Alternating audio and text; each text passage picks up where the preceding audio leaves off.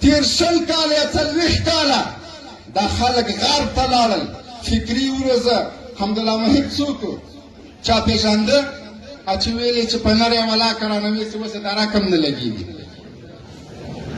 ته به وایې موږ بنګړي اچولي وو چې راغلل.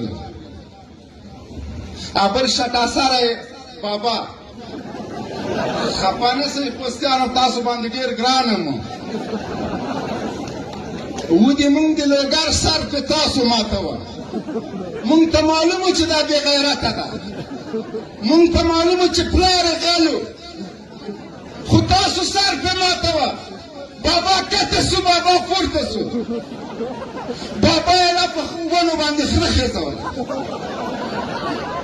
دغه خلک یې په موږ باباګان کړي وو، دا په غرب کې روزل شوي وو. قسم په خدای د افغانستان په مکتب او په پوهنتون کې روزل شوی وای، دغسې رذیلان یې نه روزل. دوستم غوندې د بسری مارشال و، اوس هم غرتې ولې چېرې ده؟ خدای له دې خلکو نه خلاص کړلو. د غلامۍ د ژوندون واړه عمر، د غلامۍ د ژوندون واړه عمر، د بغاوت یوه کافره سجده. نعرې تکبیر، نعرې تکبیر.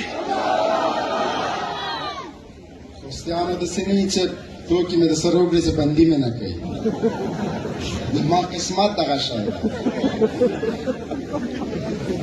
نو خپل اتلان وپېژنئ، خپل اتلان وپېژنئ. په هغه چا چې سر ورکوئ چې کم از کم یو سر خو وي، ویښته خو ولري. تاسو په شړنګا باندې سر ورکوه، په شټاسري باندې. خپل اتلان وپېژنئ. قسم په خدای زمونږ ستاسو په وزیرانو عرب او عجم افتخار کوي. مونږ سره قدر نشته. فلسطین کې خویندې چغې وهي چې خدایه مونږ ته هم